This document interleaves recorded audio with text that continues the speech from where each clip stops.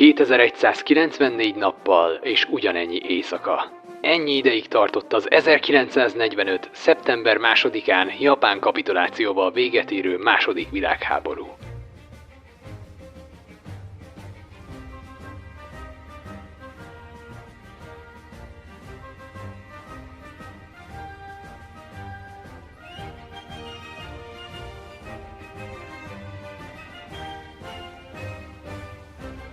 A világban újra béke honolt.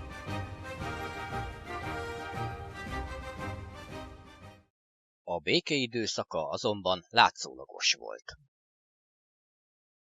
Sir Winston Churchill a következő évi Fultoni beszédében már Európa megosztottságáról is beszélt, illetve ekkor használta a 20. század második felét meghatározó kifejezések egyikét is, a vasfüggönyt. From Stettin in the Baltic to Trieste in the Adriatic, an iron curtain has descended across the continent. Az angol politikusról sok mindent el lehet mondani.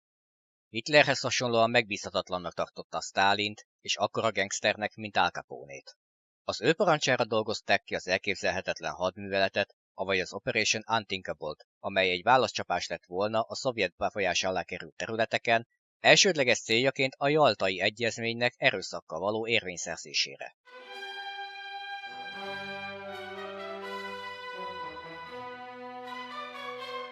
Truman elnökkel közös nevezőn voltak a kommunizmus európai feltartóztatásának kérdésében, valamint azt a széles körben elterjedt történelmi mítoszt, hogy egy szalvétán felosztotta Sztálinnal az öreg kontinenst.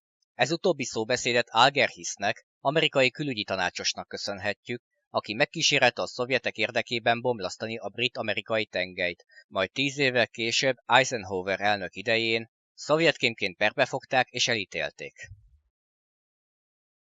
Nekünk a jelen videó tárgyában ezek közül a feltartóztatás angol szóval containment politikája érdekes.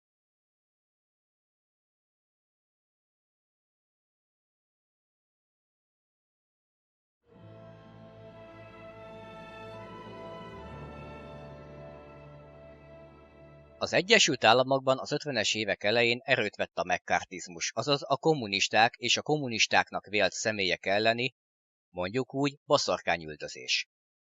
A vörös félelem, vagyis a Red Scare már korábban is jelen volt az amerikai társadalomban az 1917-es forradalmat követően, de igazán komoly méreteket ebben az időszakban öltött. Ekkoriban ítélték el az amerikai atombomba fejlesztések után kutakodó Rosenberg házaspárt kémkedés vágyával, de Robert Oppenheimert is ekkor fogták perbe. Az amerikai központi hírszerző ügynökség, a CIA komoly pénzeket kezdett beleölni az antikommunista tevékenységekbe, köztük a művészetbe is.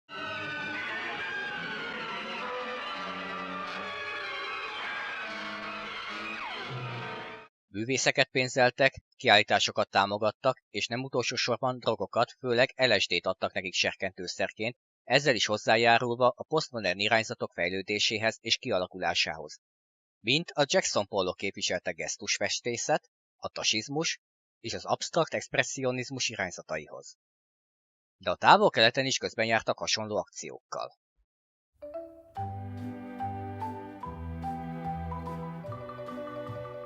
A japán animációs ipar éppen csak fellendült a háború után, aminek első nagy zászlóshajója a Toei Animations stúdiója volt. 1959-ben a tokiói amerikai nagykövetségre kérették be a stúdió egyik animátorát és rendezőjét, Otsuka Yasuót, ahol egy magát korábbi Disney animátornak kiadó, de vélhetően CIA-hez kötődő férfi utasításait kellett követnie. Így született meg Yamamoto Sanae rendezésében a Kumato Komodotachi, avagy a Medve és a gyermekek, amit sokan Paiut Naokracsánknak, emiatt pedig tájföldi animációs kisfilmnek tulajdonítanak. Az igazság az, hogy Paiut ekkoriban a Toei-nél dolgozott és tanulta az animátori szakmát az American News Agency számára, és leginkább a délkelet-ázsiai államok számára készített kommunista ellenes propaganda kisfilmeket.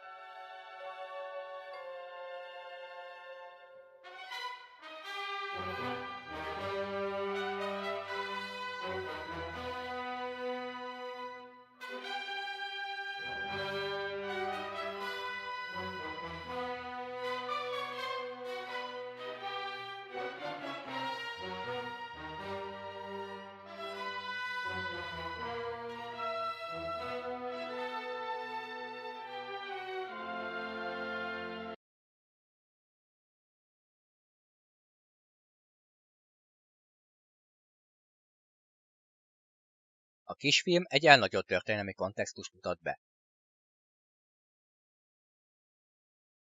A medve jelképezi a kommunizmust, amelyet fogva tart és sanyargat az állatkerti gondozója, egy jellegzetes orosz parasztnak öltözött férfi. A különféle országokat megszemélyisítő gyermekek megsajnálják a szerencsétlen állatot, ami még a kommunizmussal szembeni kezdeti szimpátiára utal. A medve azonban kiszabadul és elkergeti a muzsikot, mintegy jelképezve ezzel az 1917 és 1923 közti orosz polgárháború kimenetelét. A medve ezt követően egymás után kezdi el magához édesgetni, majd felfalni a gyermekeket, ami a Szovjetunió imperialista törekvéseit hivatott reprezentálni.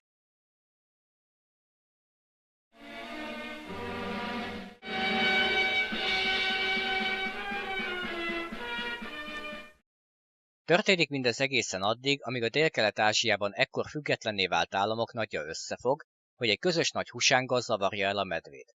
A nagy husángra pedig az van írva, hogy Seattle.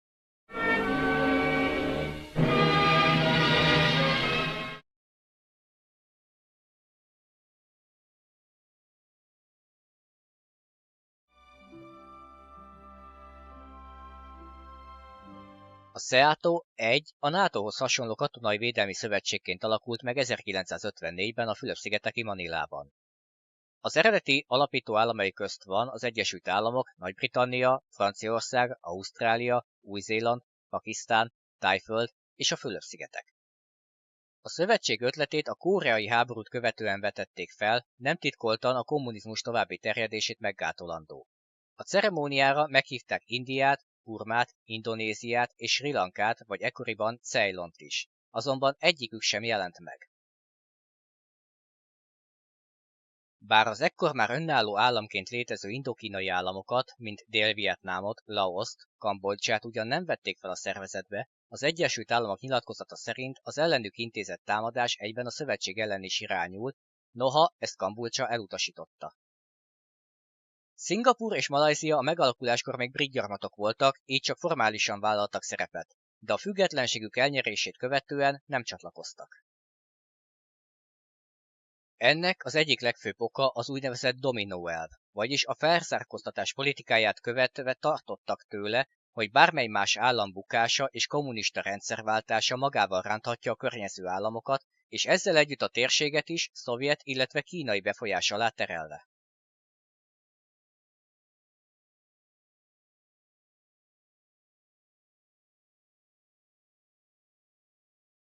Hogy manapság miért nem beszélünk a SEATO-ról, annak nagyon egyszerű oka van. A szervezetet 1977-ben feloszlatták. Katonailag teljesen jelentéktelen volt, lévén a tagállamok nagyon kevéssel járultak hozzá. A közös hadgyakorlatokat megtartották, de a belső feszültségek miatt sosem avatkoztak be sehol. A laoszi polgárháborúba 1962 után csak az Egyesült Államok avatkozott be egyoldalúan, miután Franciaország és az Egyesült Királyság elutasította a beavatkozást, illetve a vietnámi háború során is ez az eset állt fent, ahol csak az Egyesült Államok és Ausztrália képviseltette magát ténylegesen és hivatalosan.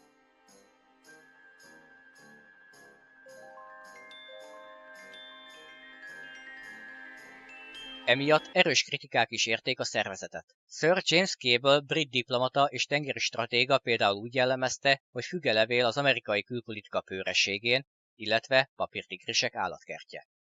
1970-től egyre több állam helyezte napirendre a kilépés kérdését. 1973-ban Pakisztán is kilépett, miután Kelet-Pakisztán, a mai Bangladesh levált róla 1971-ben. 1975-ben Franciaország is megvonta a pénzügyi támogatást, miután Dél-Vietnámot a kommunista országrész annektálta. Az utolsó közös hadgyakorlatot 1976-ban tartották meg, majd a következő évben a Carter vezette amerikai kormányzat feloszlatta a szervezetet.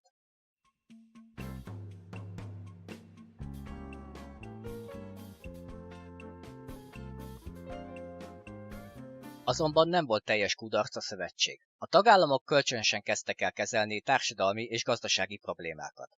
Ezeket az Információs, Kulturális, Oktatási és Munkaügyi Bizottság kezelte. 1959-ben megalakult a szervezet saját mérnöki iskolája Tájföldön, amely ma az Ázsiai Technológiai Intézet nevet viseli. de a szervezet szponzorálta a Bangkoki Tanárképzési Centrumot, valamint a Thai Katonai Képzőiskolát is. Ugyanekkor létesült Bangkokban a kolera kutatási labor, később pedig egy másik Dakkában.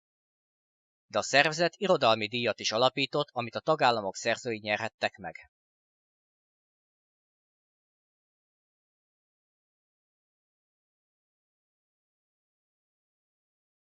A Kumato Kotomotachi sokás propaganda kisfilmhez hasonlóan egy zeitgeistmű, vagyis saját korszakának terméke. Értékelni leginkább történelmi viszonylatokban lehet csak, akár és médiatörténeti, akár geopolitikai szemszögből.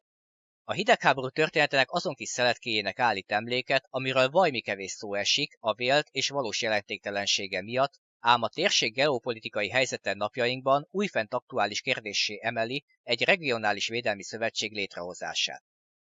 Erről elég csak megkérdezni, hogy mit gondolnak a dél-kínai tenger partjain fekvő államok az úgynevezett 9 pontos vonalról, vagy ismertebb nemzetközi nevén a Nine Dash Line-ról.